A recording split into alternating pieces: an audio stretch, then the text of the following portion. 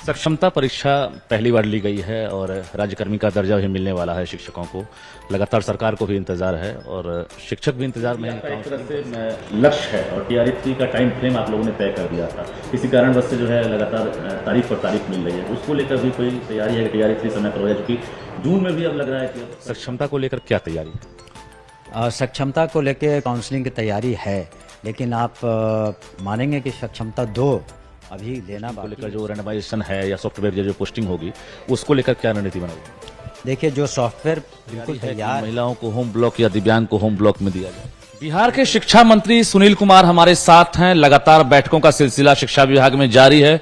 सीधी बातचीत करते हैं। सर, क्या लग रहा है, जिस प्रकार से कई बदलाव देखने को मिल रहे हैं, आपके कार्यकाल से पहले भी, कार्यकाल में आने के बाद भी कई विवाद भी हुए, लेकिन विवाद अब लग रहा है कि सलटता हुआ दिख रहा है। कितना बदलाव और होगा? देखिए, पूर्व में भी शिक्षा विभाग ने बहुत अच्छे काम किए हैं और इसी वजह से आज शिक्षा के क्षेत्र में पढ़ाई में कुछ सुधार आया है, लेकिन उसमें और सुधार की आवश्यकता है।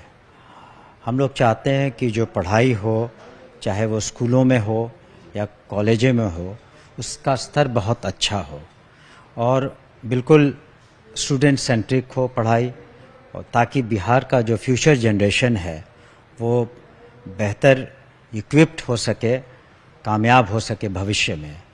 तो अगर हमारा ये उद्देश्य है तो निश्चित रूप से सभी को सहयोग देना पड़ेगा, चाहे शिक्षा विभाग हो, मंत्री हो, चाहे यहाँ के पदाधिकारी हों, शिक्षक हों, जो वाइस चांसलर्स हैं, जो अभिभावक हैं, और हम सभी जो माननीय मुख्यमंत्री श्री नीतीश कुमार जी के गाइडेंस में काम करते हैं और उनकी पैनी निगाहें हमेशा शिक्षा विभाग पर रहती हैं।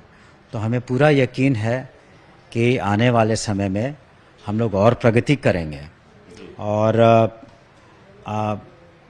ये बात निश्चित है कि जब कोई भी पॉलिसी बनाई जाती है तो समय समय पर उन पॉलिसियों में समय के अनुरूप, आवश्यकता के अनुरूप कुछ बदलाव होते हैं ताकि शिक्षा का स्तर और बेहतर हो सके। सक्षमता परीक्षा पहली बार ली गई है और राज्यकर्मी का दर्जा भी मिलने वाला है शिक्षकों को। लगातार सरकार को भी इंतजार है और शिक्षक भी इंतजार में है कि काउंसलिंग कब से होगी, पोस्टिंग कब से होगी। सक्षमता को लेकर क्या तैयारी है? सक्षमता को लेकर काउंसलिंग की तैयारी है, लेकिन आप मानेंगे कि सक्षमता 2 अभी लेना बाकी है उसकी परीक्षा, और हम लोग चाह रहे हैं कि आयोग उसे जल्द से जल्द करा दे ताकि जो लोग एप्लीकेंट हैं, मेरे ख्याल से 75 या 80 हज़ार और हैं, वो लोग जल्द से जल्द परीक्षा ले सकें। और जब परीक्षा फल आ जाएगा तो हम लोग आगे बढ़ेंगे और काउंसलिंग करेंगे और उन्हें, जैसा कि सरकार ने, माननीय मुख्यमंत्री जी ने घोषणा की है, तो राज्यकर्मी का दर्जा भी उन्हें मिलेगा। सक्षमता 1 के जो रिजल्ट अभी आए हैं और 1,87,000 जो पास आउट टीचर हैं, उनकी काउंसलिंग पहले करा रहे हैं या सक्षमता 2 परीक्षा के परिणाम के बाद? ये ऑनगोइंग प्रोसेस रहेगा क्योंकि इसमें थोड़ा वक्त लगेगा। सक्षमता 1 का जो लोग उत्तीर्ण हुए हैं और सक्षमता 2 के जो उत्तीर्ण होंगे, तो इन सब में थोड़ा वक्त लगेगा, लेकिन ये हम लोग ऑनगोइंग प्रोसेस है, इसको हम लोग शुरू करने वाले हैं बहुत जल्दी। काउंसलिंग शुरू करेंगे इस मंथ में? अभी उसमें हम लोग निर्णय ले लेंगे कि अगर हम लोग का सक्षमता 2 का जल्द से जल्द परीक्षा हो जाती, रिजल्ट हो जाता है, तो उसके बाद हम लोग साथ ही करें तो बेहतर है ताकि सबको सामान्य अवसर मिल सके। इसके बाद क्या लग रहा है कि जो शिक्षक हैं उनकी पोस्टिंग में किस प्रकार की रणनीति अपना रहे हैं? पोस्टिंग को लेकर जो रैंडमाइजेशन है या सॉफ्टवेयर जो पोस्टिंग होगी उसको लेकर क्या रणनीति बनाई? देखिए, जो सॉफ्टवेयर बिल्कुल तैयार है और रैंडमाइजेशन होगा ताकि उसमें कम से कम इंटरफेरेंस हो सके, तो हम लोग रैंडमाइजेशन का ही मेथोडोलॉजी अडॉप्ट करेंगे ताकि उसमें इंटरफेरेंस कम से कम हो सके और उसमें ऑब्जेक्टिविटी रहे, उसी तरह का हम लोग अप्रोच रखेंगे। बिल्कुल, क्योंकि कई ऐसे हैं जिनको फर्स्ट चॉइस नहीं मिला, सेकंड और थर्ड मिला है, कई ऐसे हैं जिनको मिल गया है। तो क्या चॉइस को लेकर कोई कंसीडर करने वाले हैं कि हाँ फर्स्ट चॉइस ही कोशिश रहे कि उनकी पोस्टिंग फर्स्ट चॉइस पर हो, ऐसा भी कुछ है? या होम ब्लॉक को लेकर भी है कि भाई महिला टीचर 15-16 साल से दूर थी दूसरे जिला में, या पुरुष दिव्यांग भी, तो क्या होम ब्लॉक को लेकर कुछ तैयारी है कि महिलाओं को होम ब्लॉक या दिव्यांग को होम ब्लॉक में दिया जाए? देखिए, फिलहाल तो आपने देखा होगा सक्षमता 1 का जो रिजल्ट है उसमें 90% से ज़्यादा लोगों को होम डिस्ट्रिक्ट मिला है। जी। और विशेष परिस्थिति में अगर कोई बीमारी की बात होती है या दिव्यांग हैं या उनको फर्स्ट चॉइस नहीं मिला है तो बाद में उस पर ज़रूर हम लोग मानवता के आधार पर कंसिडर करेंगे। लेकिन फ़िलहाल जो भी हम लोग निर्णय लेंगे वो रैंडमाइजेशन के थ्रू लेंगे, ऑब्जेक्टिविटी रहेगी, उन्हें ज्वाइन करना पड़ेगा और बाद में वो अपना एप्लीकेशन दे सकते हैं और कमेटी उस पर निर्णय लेगी। मतलब एक कमेटी गठित आप लोग करेंगे कि जरूरत जिनको है, खासकर वैसे लाचार लोग या जरूरतमंद लोग हैं, उनके लिए बाद में एक कमेटी जो है फैसला ले कि भाई उनकी पोस्टिंग होम ब्लॉक में हो। अब उन्होंने जो पहले तो हम लोग देख लेंगे कि रैंडमाइजेशन के थ्रू अधिकांश आप देख रहे होंगे फर्स्ट फेज में भी जो हुई है सक्षमता की परीक्षा, उसमें अधिकांश को 90% से अधिक को गृह जिले मिल गए हैं। तो वैसे केसेस कम होंगे, लेकिन अगर जैसा कि हमने कहा दिव्यांग हो या कोई ऐसी बीमारी हो घर में या शिक्षक को, ऐसे केसेस में निश्चित रूप से हम लोग आगे चल के कंसिडर करेंगे।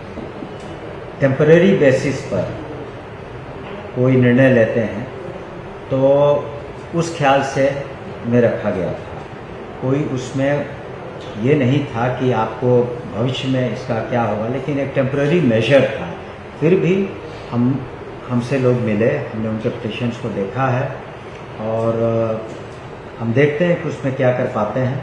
लेकिन तत्काल इसमें हम लोग सभी जब बैठक में करेंगे तो उसमें ये बात भी उठेगी। और TRE3 भी आपका एक तरह से लक्ष्य है और TRE3 का टाइम फ्रेम आप लोगों ने तय कर दिया था, किसी कारणवश से जो है लगातार तारीख पर तारीख मिल रही है, तो उसको लेकर भी कोई तैयारी है कि TRE3 समय पर हो जाए? चूंकि जून में भी अब लग रहा है कि अब परीक्षा नहीं होगी। देखिए, हम लोगों ने कमीशन से आग्रह किया है कि उसके तत्काल जितना जल्द हो सके उसे करा दें, ताकि जो भी सक्षमता परीक्षा वाली जो प्रक्रिया है उसको हम लोग जल्द से जल्द पूरा करना चाहते हैं। साथ ही साथ जो इसलिए भी करना चाहते हैं कि पढ़ाई कहीं से बाधित नहीं हो और सभी शिक्षकों की ट्रेनिंग हो जाए और ट्रेंड शिक्षक अच्छी स्टूडेंट्स को अच्छे तरीके से पढ़ा सकें। जी, और दूसरी बड़ी बात है कि TRE2 में सप्लीमेंट्री रिजल्ट आया नहीं था, TRE3 में क्या सप्लीमेंट्री रिजल्ट आएगा या TRE2 वाले पर भी विचार करेंगे, क्योंकि हजारों की संख्या में अभ्यर्थी है?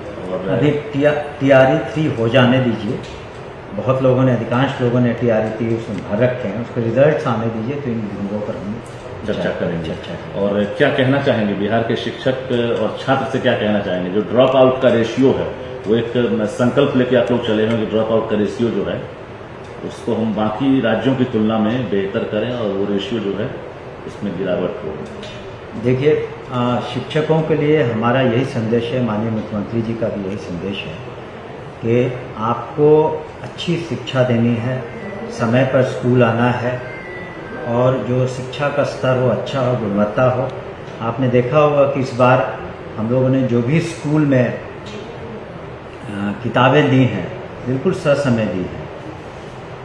मेरे ख्याल से फर्स्ट वीक ऑफ अप्रैल तक सारी किताबें सभी 1.25 करोड़ से ऊपर बच्चों को मिल गए, ससमय मिल गए।